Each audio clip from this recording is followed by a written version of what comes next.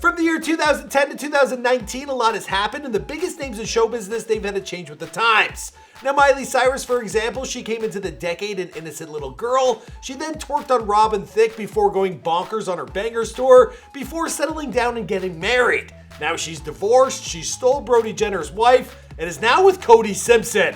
Like, no one would have ever predicted that. The past decade has brought us a ton of changes. Roll back the clock to 2010. The hottest show on TV was Lost, and it was coming to an end. While Jersey Shore, well, it was just taking off. Instagram was only first introduced at the turn of the century, and it would go on to become the behemoth it is today. Now, in the same time, we've seen Vine its collapse, and Facebook, it became a movie. As for YouTube, well, it's continuing its march for global domination. Now, the Frozen film, it had every kid singing Let It Go. We got Game of Thrones, The Avengers from start to finish, also Fortnite. The world also got its memes and challenges like the Ice Bucket Challenge. We also got Donald Trump as president, and then we got Donald Trump doing the Hotline Bling. Then we got the Me Too movement, the advent and introduction of vaping, the rise of Cardi B, Billie Eilish, Lil Nas X, and more. So a lot has happened, but who has been the artist of the decade?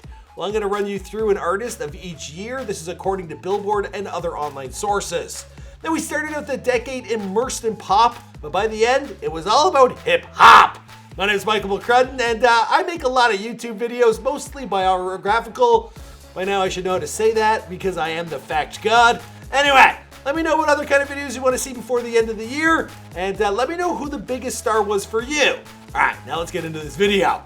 For me, it's gotta have been X. It's true. First up for 2010, we got Lady Gaga, who was followed closely by Taylor Swift and Eminem. Now, even though she didn't release an album that year, her success at the top of the charts, it has to do with her previous released album, The Fame Monster, which dropped in 2009. Now, in 2010, she dropped the song Telephone, which was a collaboration with Beyonce. That was also the year that she wore her now infamous meat dress to the 2010 MTV Video Music Awards. Everyone wanted a bite of that. Her Fame Monster army, her gay right activism, and her outlandish fashion sense, well, it had her on the front cover of every tabloid and becoming a household name. She pushed the boundaries for pop music and was like David Bowie and Madonna all rolled into one. 2010 was Gaga mania, and she was only 24 years old at the time. Damn.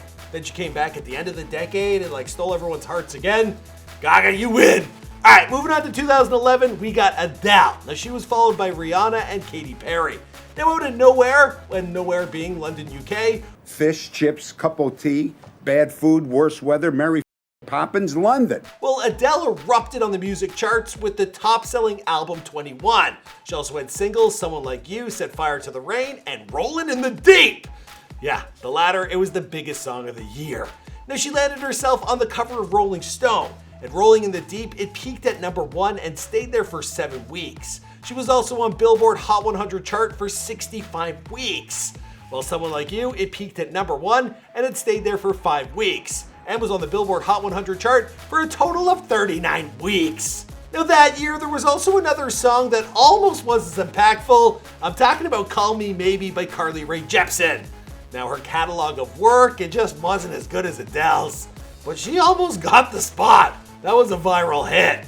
Very catchy tune. Now for 2012, it was all about Rihanna. Now Adele, she was close on her heels, as was Taylor Swift. But close, but no cigar. Riri released her 7th studio album called Apologetic, which included the singles Diamonds and Stay. Now she also won her 3rd Grammy that year for Best Rap Sung Collaboration at the 2012 Grammy Awards for her Kanye West collaboration for All of the Lights. Now, she was also voted Best International Female Solo Artist at the 2012 Brit Awards, and for the 2nd consecutive year. In September of that year, We Found Love won the MTV Video Music Award. That was for Video of the Year, making Riri the first woman to receive the accolade more than once. Like to give her a few accolades. Alka-Seltz, what? I don't know, I'm not even making sense. Now, 2013, it marked a changing of the guard, and it wasn't into rap, but it did bring a male contender to the top. Now, 2013 was the year of Bruno Mars, who was followed by T-Swift and JT. That's Justin Timberlake for the kids. Now, he rang in the new year with his December 2012 song Locked Out of Heaven at the number 1 spot on Hot 100, which stayed there for 6 weeks and stayed on the charts for 36 weeks in total. Then came When I Was Your Man, which peaked at number 1 and it was on the Hot 100 chart for 35 weeks. Then Treasure, it peaked at number 5, and it was on the Hot 100 chart for 23 weeks. Now, he was nominated that year for 4 VMAs, winning 2 of those, and he won Best Song at the MTV EMAs for Locked Out of Heaven. Now, Bruno Mars has never been my cup of tea, but he is a goddamn given talent. He can sing and dance and, well, I guess that's about it. But he's good at it. In 2014, One Direction, they had risen from X Factor fame to the top of the charts with Katy Perry and Beyonce in 2nd and 3rd respectively. Now, following the group's formation, they went on their Where We Are tour, in which they played 69 shows with an audience of about 50,000 fans per show. Now, that tour, it grossed over $290 million, and it became the highest grossing concert tour of the year, the 15th highest grossing tour of all time, and the highest grossing tour for, like, you know, a vocal group. Them Canadian tenors, they ain't getting that kind of action. Now, 3.4 million fans, they went to that tour. And because of how well that tour did, well, they released a documentary called One Direction, Where We Are, the concert film. You gotta get a copy. Now, this was also the same year that they released their last album, 4. That sold over 1 million copies, but wasn't enough for Zayn Malik to stay in the group. And the group, they finally disbanded. All right, moving on to 2015, we got Taylor Swift. She finally got her year. She was always sitting at the front of the award shows. Pay attention to me! I'm out of country, I'm a pop star. Well, Taylor Swift, you did it. Now, that year she was followed by Ed Sheeran and The Weeknd. Now, she was dating Calvin Harris at the time when he wasn't at the Rub and Tug. That was a joke. I know it was just a massage parlor, the upscale kind. Regardless, the two were ranked as the highest paid celebrity couple over the year by Forbes, with a combined earnings of $146 million. Now, she released the single Bad Blood, which featured many notable celebrity appearances, including Selena Gomez, Cara Delevingne, Jessica Alba, amongst many others. Now, that year, she was nominated for 14 Billboard Music Awards, and she won 8, including Top Artist, Top Female Artist, and Top Billboard 200 Album for 1989. Now, she also released Wildest Dreams and Style that year. Now, T-Swift has seemingly always been at the top of the charts, but 2015 was defo her year. And more so than 2019, where she don't even own the rights to her music. Damn you, Scooter Braun! But that does bring us to 2016. This is the year of Justin Bieber. Now, he was followed by Adele and Drake. Adele, you already had your shot, and Drake, yours is coming.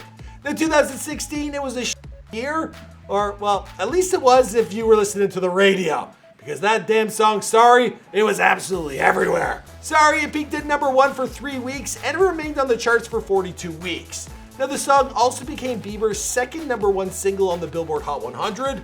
Also, Love Yourself, which was the 3rd single from Purpose, peaked at number 1 and remained on the charts for 41 weeks that year. Now, this made Justin Bieber the first male artist in almost a decade to have 3 number 1s from an album since Justin Timberlake, who did it in 2006. Now, Justin, he also went on for his Purpose tour, and he also became the first artist to reach 10 billion views on YouTube, and he had the most disliked video for Sorry. Yeah, I think that one hit a little hard. I've heard him talking about it. He also set 8 Guinness World Records, he received 4 Grammy noms, and he ended the year tweeting a simple thank you. Now, he didn't become the most hated man in entertainment. That didn't happen until 2018, but you know, he was still a kid. I think he made like 40 million. So he just wanted to let loose. Now he's a married guy, he's the best. Let's move on. Now, in 2017, we got Ed Sheeran, followed by Bruno Mars and Drizzy Drake once again. Like I said, Bruno, you've had your time. And Drake's, it's coming next year. Now, Ed Sheeran, he was named Spotify's most streamed artist of 2017 with 6.3 billion streams. That's like 1 per person. Pretty much. Now, it was mainly one song that he had to thank for that. Of course, Shape of You. It was also named the best single of 2017 in the UK and the best-selling single of 2017 on the Billboard Hot 100. That's in the US. Now, it peaked at number 1 on the Hot 100 chart, and it stayed on the charts for 59 weeks. Now, the song, it also has 4.5 billion views on YouTube, so it's a home run. That's like this channel times 5. That actually makes this channel seem okay. Anyway, finally, our boy Drake, he had his moment to shine in 2018, becoming Spotify's most streamed artist of the decade. Now, his song God's Plan, it debuted at number 1, and it remained on the charts for 36 weeks. It was replaced by his own song, Nice for What, which also debuted at number 1, and he became the first artist to have a number 1 debut replace their former number 1 debut. He released Scorpion in the album. It broke the one-day global records with 132.45 million streams on Spotify and 170 million streams on Apple Music. Now the album, it also debuted at number 1 on the Billboard 200, and this was also the year of In My Feelings, which started the popular dance meme and the challenge. Don't go doing that outside your car. Now after the massive success of In My Feelings, well, Drake, he became the record holder for most number 1 hits among a rapper, well, of all time. Drizzy Drake, damn! Alright, that takes us to this year with Post Malone on top for 2019. Close but no cigar awards go to Ariana Grande and Billie Eilish. Now Post Malone, he had an amazing ascent to the top. Who thought that 2019 would be his year? Thanks to Drizzy Drake for making hip-hop, well, you know, the most popular genre of music. It is now. He started his year off right, getting nominated for 4 Grammys for Beer Bongs and Bentleys. He won Favorite Album at the 2019 AMAs. And of course, he dropped on us another classic with Hollywood's Bleeding. Now, Post Malone's an artist who's gonna be here for a while. He's also once upon a time a YouTuber. My God. Officer?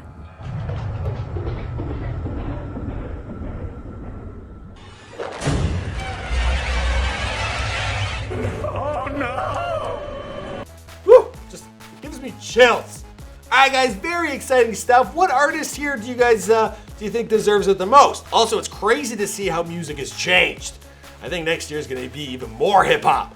Or maybe like Lil Nas X, like an industry plant, black guy who's kind of hip hop. You know what I mean? That's just my theory, but who knows? Well, I guess we'll have to see. I want to make a few more videos like this before we close out the year. I'm thinking about making a video looking back on the most famous YouTubers and what they were doing in 2010. Might be something cool to see. Anyways, guys, let me know what artist impacted you the most over the last 10 years. And I look forward to reading your comments. My name is Michael McCrudden. See you guys in another video.